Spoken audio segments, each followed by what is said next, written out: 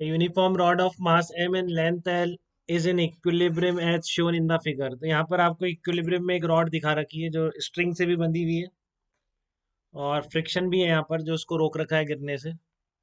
ठीक है, तो आपको फ्रिक्शन बताना है, रॉड पे कितना लग रहा है, टेंशन इन द स्ट्रिंग बतानी है, नॉर्मल रिएक्शन फोर्स बताना है। हाँ, नॉर्मल रिएक्शन सही निकाली है आयुष जैन आपने, तान्या आपने भी सही निकाली है। सही है आप लोगों का, बिल्कुल कोई ऐसे डाउट नहीं है मुझे कि आप ना कर पाए। ठीक है, तो इस पर आपको नेट फोर्स बैलेंस करना है। और नेट, अब आपके बैलेंसिंग का मतलब एक और ऐड हो चुका है बेटा, तो अब बार बार मैं बोल रहा हूँ उस इक्वेशन पे भी ध्यान देंगे, केवल फोर्स बैलेंसिंग से सारे आंसर नहीं निकलेंगे। तो एक बैलेंसिंग क्या रह जाएगी रिजिड बॉडी पे, टॉर्क बैलेंसिंग। फिर मैं कह रहा हूँ ध्यान से सुन लो, कभी भी दो अलग अलग पॉइंट के अबाउट टॉर्क बैलेंस करने से दो डिफरेंट इक्वेशन निकल के नहीं आएंगी। इस चक्कर में ना पड़ जाओ कि अलग अलग पॉइंट के अबाउट कर रहे हैं, इस पॉइंट के अबाउट भी टॉर्क बैलेंस कर लिया, इस पॉइंट के अबाउट भी सेम आएगा बेटा, कोई फर्क नहीं पड़ेगा, कोई वेरिएबल कम होने वाला नहीं है।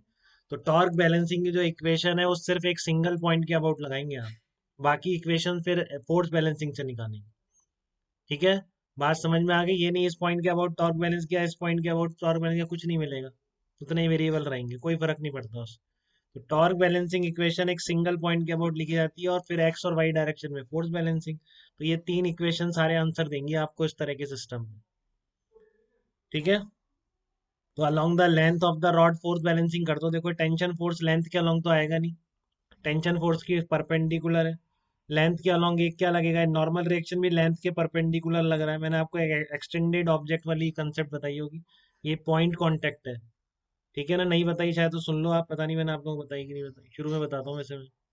ये पॉइंट कांटेक्ट जो है आपका, पॉइंट कांटेक्ट है, और ये सरफेस एक्सटेंडेड है। तो पॉइंट कांटेक्ट वाले से तो नॉर्मल रिएक्शन जज नहीं हो पा रही है, बट एक एक्सटेंडेड सरफेस होगी, उसके परपेंडिकुलर आप डायरेक्शन में नॉर्मल रिएक्शन होगी, तो इस तरह से नॉर्मल फोर्स लगेगा इसमें। ठीक है, तो tension force along the rod नहीं है, अलग डायग्राम बना लेते हैं चलो। Tension force along the rod नहीं है, ऐसी रॉड बना लेते हैं इसको। ठीक है ना, नॉर्मल रिएक्शन रॉड के परपेंडिकुलर है। तो आपका mg का कंपोनेंट लिख पा रहे हो कि अगर ये आपका 60 है तो एक तरह से ये भी 60 हो जाएगा। तो mg के कंपोनेंट क्लियरली लिख पाओगे, अगर आपको वेज का पता है तो ये वेज की तरह हो गया। तो mg sin 60 along the wedge, और mg cos 60 perpendicular to the wedge या रॉड। इस तरीके से आ जाएगा। और फिर इस mg sin 60 को कौन बैलेंस कर रहा है, नॉर्मल रिएक्शन परपेंडिकुलर है।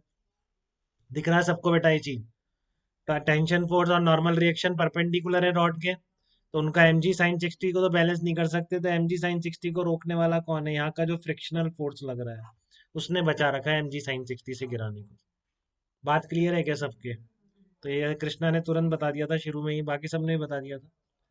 तो काफी लोगों के बात समझ में आ रही है, इस तरह की फिजिक्स मैकेनिक्स जो बहुत बेसिक क्वेश्चन है मैकेनिक्स का, इस तरह का फोर्स बैलेंसिंग टॉर्क बैलेंसिंग आपकी फर्स्ट ईयर इंजीनियरिंग में, इससे एडवांस कोर्स होता है एक मैकेनिक्स ऑफ सॉलिड, काफी खतरनाक कोर्स होता है वो, करेंगे जाके, अच्छे कॉलेज में जाते हैं तो अच्छी तरह करेंगे। ठीक है, और फिर इधर उधर कॉलेज में गए तो कैसे भी नहीं करेंगे, वो तो कुछ भी नहीं करेंगे फिर।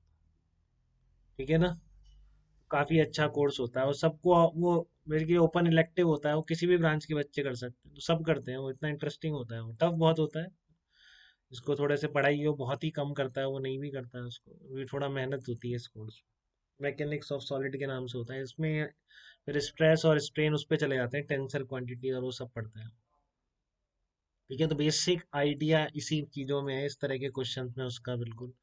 या फोर्स और टॉर्क बैलेंसिंग करेंगे, फिर कह रहा हूँ टॉर्क एक ही पॉइंट के अबाउट बैलेंस करें, ये नहीं अलग अलग पॉइंट पे नंबर ऑफ इक्वेशन बढ़ाते जा रहे हैं, कुछ रिजल्ट नहीं निकलता।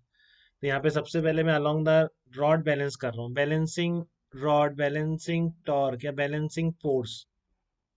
ठीक है, balancing force along length of the rod, along length of rod. अरे यार ये पेनों को पता नहीं क्या हो रहा है। हाँ, तो mg sin 60 आप किससे बैलेंस करते हैं, देखो बाकी कोई फोर्स नहीं है, normal reaction tension mg cos 60 all are perpendicular to length of the rod. तो only forces acting along the length are mg sin 60 and frictional force. ठीक है, तो आप उनको बैलेंस कर सकते हैं बेटा, सब लोगों को पता है along the rod x axis मान सकते हैं, वाई एक्सेस, तो along the x axis force balance कर दूं।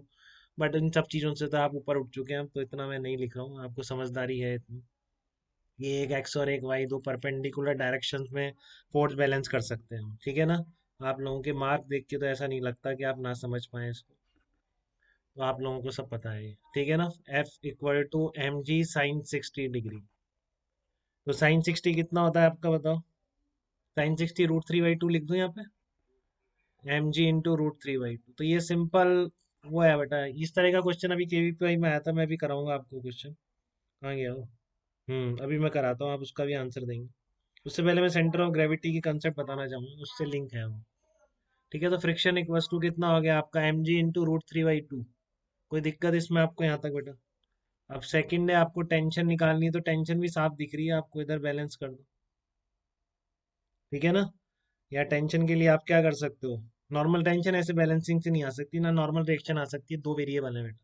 तब आप केवल फोर्स बैलेंसिंग पर अगर जीते रहोगे तो एक इक्वेशन कम पड़ जाएगी, क्योंकि फ्रिक्शन नहीं पता, टेंशन नहीं पता, नॉर्मल रिएक्शन नहीं पता, इक्वेशन दो ही है, एक्स और वाई।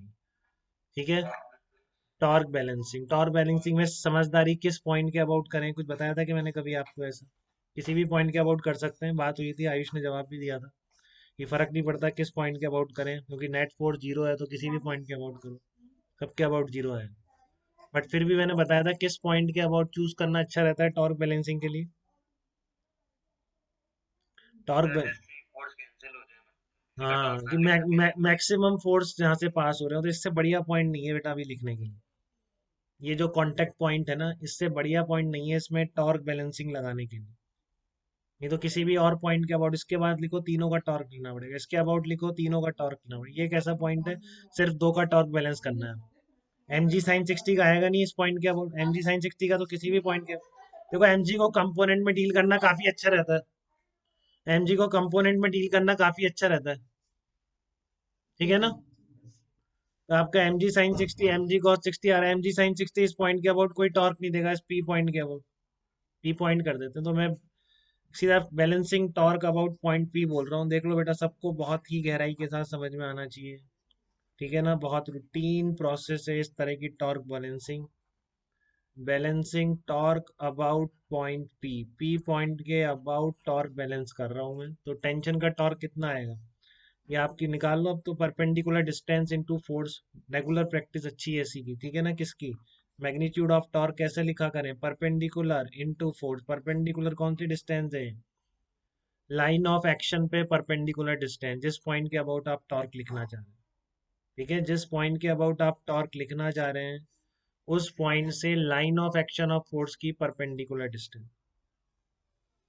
तो ये आपका टेंशन फोर्स है। ठीक है, ये आपका L/4, और ये कितना हो जाएगा आपका 3L/4 हो जाएगा क्या बेटा?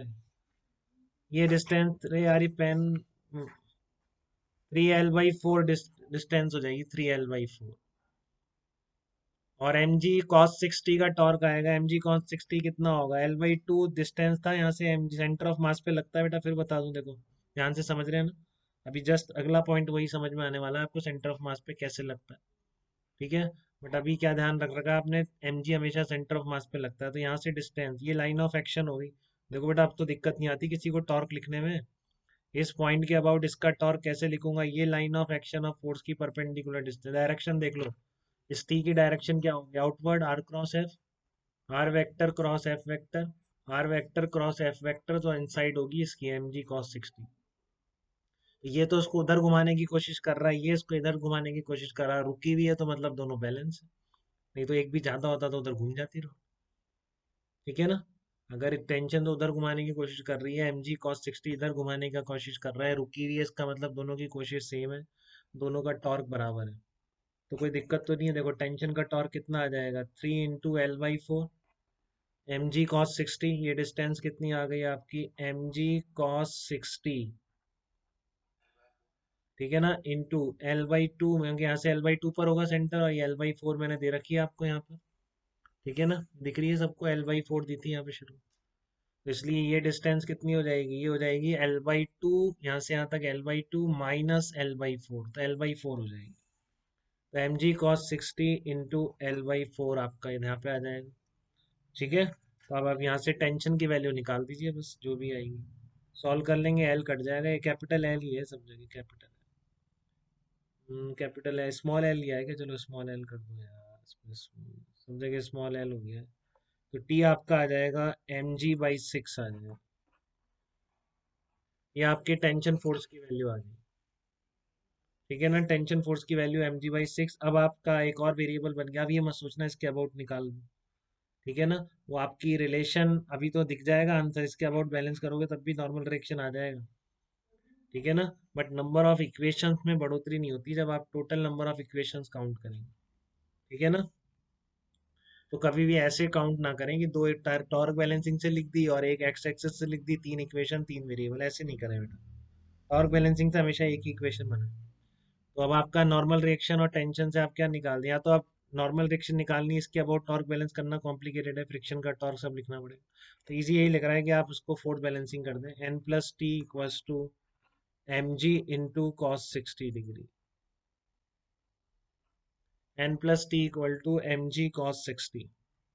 तो ये टेंशन कितनी आ गई आपकी, mg वाई डायरेक्शन में बैलेंसिंग कर दी है, और क्या किया मैंने, यही है बेटा, दो फोर्स बैलेंसिंग एक टॉर्क बैलेंसिंग, यही फंडा है इन सबका। mg/6, टेंशन mg/6 नहीं थी क्या, mg/6 ही तो थी, और ये कितना mg/2, तो यहाँ से आपका जो आप बता रहे थे वो आ जाएगा, नॉर्मल रिएक्शन क्या निकल के आ जाएगा, ये mg/3 आ जाएगा। ये फैन जा चुका है बिल्कुल, बिना रिफिल खत्म हुए, ऑलरेडी खत्म है। टेंशन आ जाएगा mg/3 की वैल्यू, नॉर्मल रिएक्शन की वैल्यू mg/3 आ गई, टेंशन निकल गई। Good Tanya, very good. ये नॉर्मल रिएक्शन, टेंशन, फ्रिक्शन सब निकाल दिया। अब इसके बाद इसी क्वेश्चन को मैं एक्सटेंड करूंगा, बट आपको जब मैं कंबाइंड ट्रांसलेशनल रोटेशन की डायनामिक्स पढ़ाऊंगा तब इसी क्वेश्चन को मैं एक्सटेंड करूंगा, सेम क्वेश्चन को यहीं से शुरू करूंगा। ये आपने निकाल के रख लिए तीनों, बहुत अच्छी बात है। ठीक है। अब हम नेक्स्ट कंसेप्ट पे चल रहे हैं।